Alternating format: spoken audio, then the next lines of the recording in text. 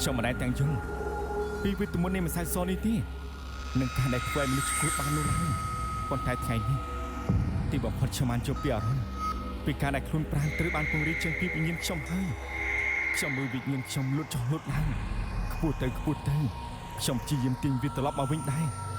តែវារត់តែទៅឆ្ងាយទៅខ្ញុំគិតធ្វើយ៉ាងម៉េចទៅខ្ញុំត្រូវតែធ្វើវាឲ្យបាន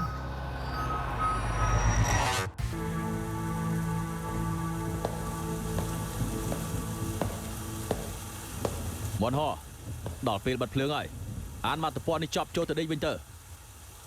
សូមទូផងលោកឆ្មាំគុកជួនអីថ្ងៃនេះអ្នកនាងលីនយកសៀវភៅមកឲ្យខ្ញុំ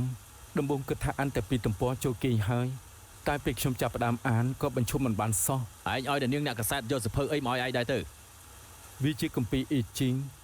សាច់រឿងសរសេរជ្រាលជ្រៅខ្លាំងណាស់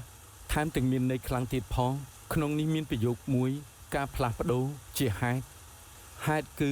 ជារូបភាពបានហើយនិយាយមកយើងនៅតែមិនយល់ដដែលនឹងអានសៀវភៅចម្លែករាល់ពេលណែ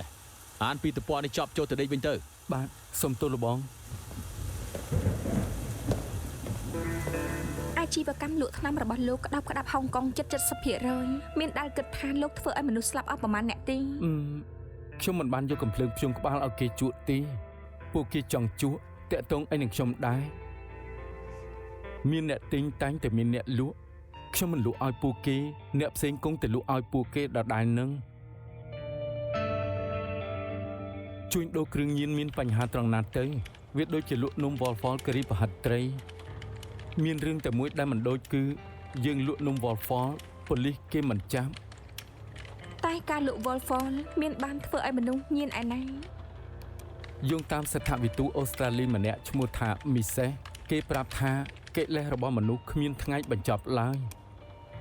មានតែតបស្នងឲ្យពួកគេទើបចូលទៅកាន់សង្គមដែលមានក្តីសុខបាន